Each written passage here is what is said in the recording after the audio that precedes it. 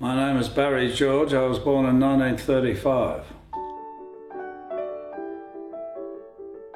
My name is Norma Taylor and I was born in 1930. My name's Joan Child and I was born in 1927. It's Mary Galligan and I was born in 1928. My name is Davina Parsons and I was born in 1929.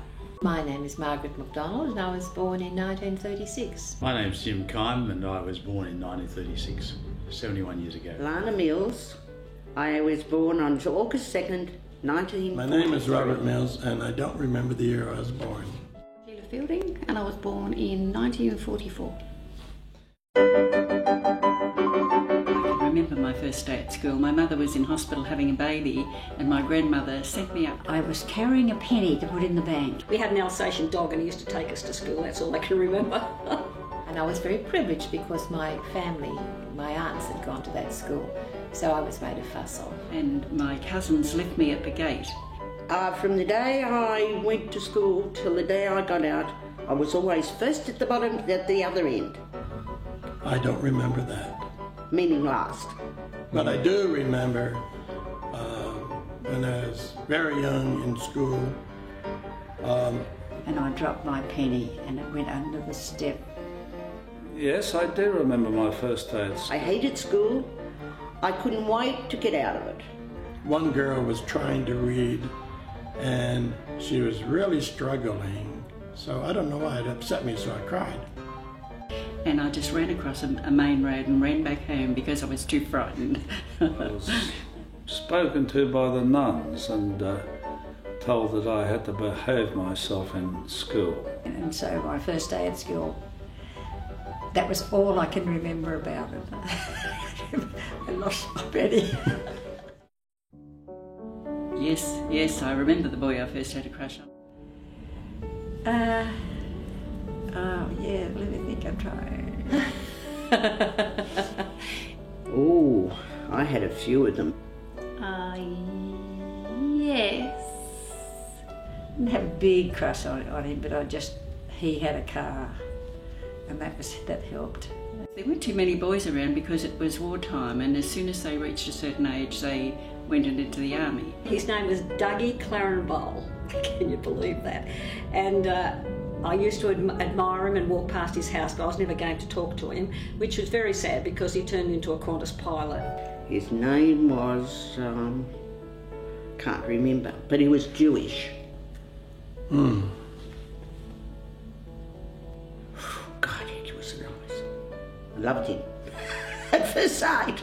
Yes, but I don't remember.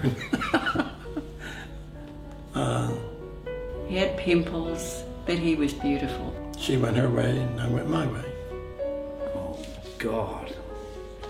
No, I don't. But it was a schoolgirl. Now, wait a minute, I've got it. Anna Jensen, that was her name. Yes, it was a schoolgirl, and I think to gain her attention, I used to throw tennis balls at her. He hated Americans, so I knew he wanted a fight.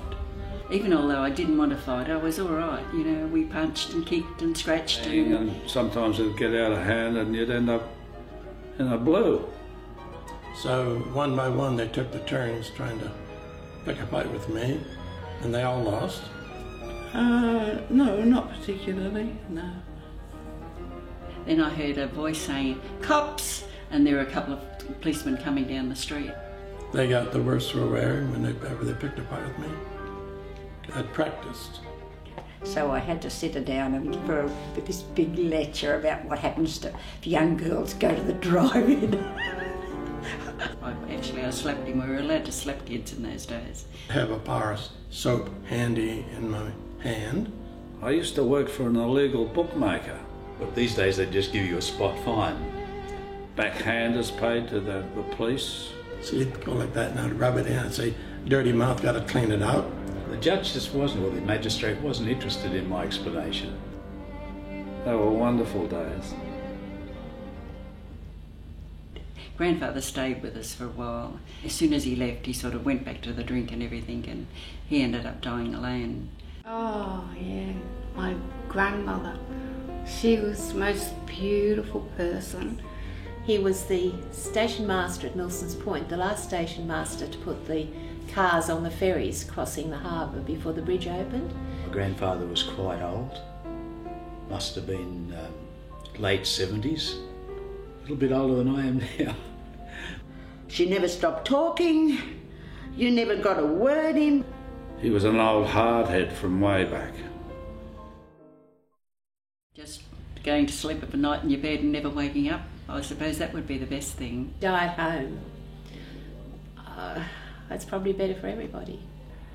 Had his breakfast, was going to visit somebody. While he was waiting for the train, he died. I always get the brunt of the deal, so it's going to be a traumatic experience. I want to die of extreme old age and go to sleep and not wake up. And they can do what they like with the body. I won't be interested in it. Peacefully in my sleep. But I would really like to be aware of my imminent death.